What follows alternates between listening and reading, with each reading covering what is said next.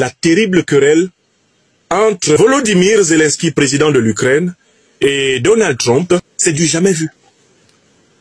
Chez moi à Douala, on dit Nahelele. Nahelele. Ce qu'on a vu aujourd'hui là,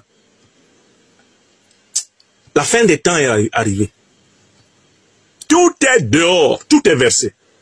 Nous sommes vraiment à l'ère du verseau. Tout est dehors, tout est versé. Zelensky s'est levé de l'Ukraine pour rendre visite aux États-Unis sur invitation, que dis-je, convocation de Donald Trump. Manifestement, l'accord de paix que Donald Trump souhaite que Zelensky signe avec la Russie et l'accord de compensation que Zelensky doit signer avec les États-Unis, tout était déjà rédigé. Vous vous souvenez d'une vidéo où on montre le président français Emmanuel Macron conduit comme un écolier par Donald Trump dans une pièce qui lui pointe le document et lui donne un bic. Et lui dit signe. Et poliment, gentiment, sans régimber, le président Macron signe. Pour ma part, je n'ai pas encore su ce qu'il a signé. Ce qui est vraiment impressionnant dans cette affaire, c'est que le désaccord entre les deux hommes, on verra plus précisément que c'était même trois hommes, c'est-à-dire Donald Trump et son vice-président, d'une part, et d'autre part Zelensky. Ce désaccord a éclaté devant les journalistes du monde entier. Astaghfirullah. Balok Pekin.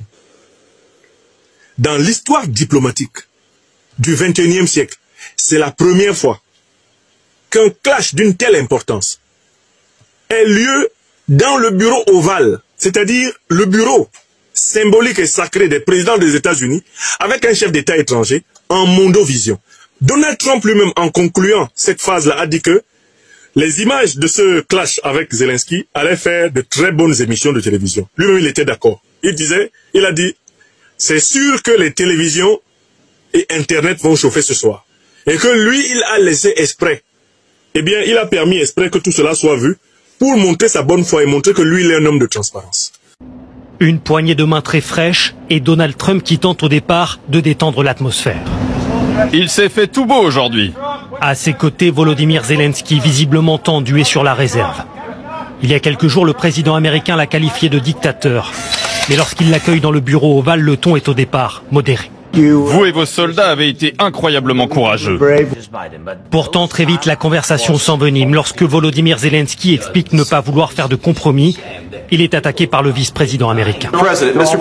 Monsieur le Président, si je puis me permettre, je trouve ça irrespectueux que vous veniez dans le bureau ovale faire notre procès devant les médias américains. À l'heure actuelle, vous obligez les recrues à aller au front dans votre pays car vous n'avez plus de force vive. Vous devriez remercier le président pour ce qu'il fait. Vous êtes déjà venu en Ukraine pour savoir de quoi vous parlez? Venez, ne serait-ce qu'une fois. Le président ukrainien ne se démonte pas. Donald Trump le sermonne alors, à son tour.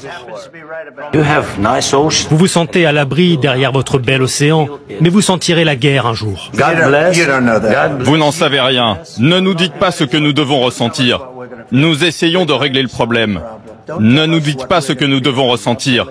Vous n'êtes pas en position de dicter ça. Vous n'êtes pas en position de dicter quoi que ce soit.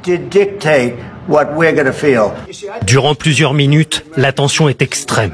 Vous n'êtes pas en bonne position. Vous n'avez pas les cartes en main. Avec nous, vous les avez. Mais là, vous jouez avec la vie de millions de gens.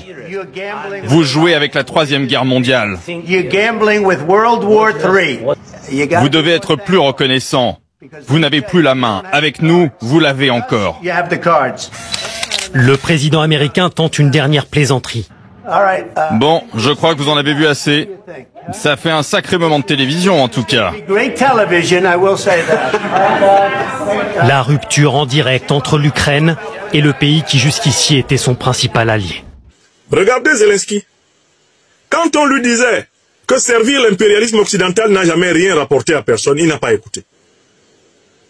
S'il avait regardé l'histoire du monde, il aurait vu Manuel Noriega, qui pendant très longtemps était la marionnette des États-Unis, qui a fini par se faire récupérer et jeter en prison aux États-Unis, le dictateur du Panama. S'ils avaient regardé l'histoire, ils auraient vu Saddam Hussein, qui a servi aux Américains de cheval de Troie pour attaquer l'Iran. Il était président de l'Irak. Pendant 10 ans, une guerre qui a coûté plus de 3 millions, 4, 5, 6 millions de morts à l'Iran et à l'Irak. Elle a été menée et Saddam Hussein était armé par l'Occident, notamment les États-Unis. contre le régime de Khomeini. N'est-ce pas? Comment Saddam Hussein a-t-il fini? Pendu par les Américains. Oui ou non? Venons en Afrique. Mobutu Sese Seko Kukumbendo Wazabanga, qui avait reçu 250 000 $ de la CIA pour tuer Lumumba. Où est-ce qu'il a fini, Mobutu? Il a fini renversé par un complot de la même CIA soutenant Museveni, eh bien Kagame et Kabila pour prendre le pouvoir à travers l'AFDL à Kinshasa. Oui ou non? Il a fini enterré, pesant 36 kilos, eh bien au Maroc. N'est-ce pas? Muammar el-Kadhafi, le guide libyen, avait tenté une embellie avec l'OTAN, avec les États-Unis en général, en passant par la France de Sarkozy. Il lui a donné des dizaines de millions de dollars libyens pour financer sa carrière politique en échange de sa médiation auprès des autorités occidentales. Ça a fini comment? C'est l'OTAN qui a tué Kadhafi et principalement les puissances américaines, françaises et britanniques dirigées par Obama, Sarkozy et Clinton. Obama, Sarkozy et Cameron. Ce sont eux qui ont tué, eh bien, Kadhafi. Après avoir donné à Kadhafi l'impression qu'ils le réintégraient dans leur soi-disant communauté internationale. Voilà quelques exemples très simples du service qu'ils ont rendu à ceux qui leur rendent service.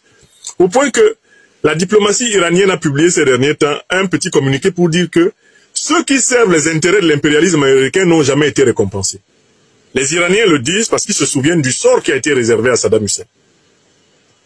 Leur pire ennemi.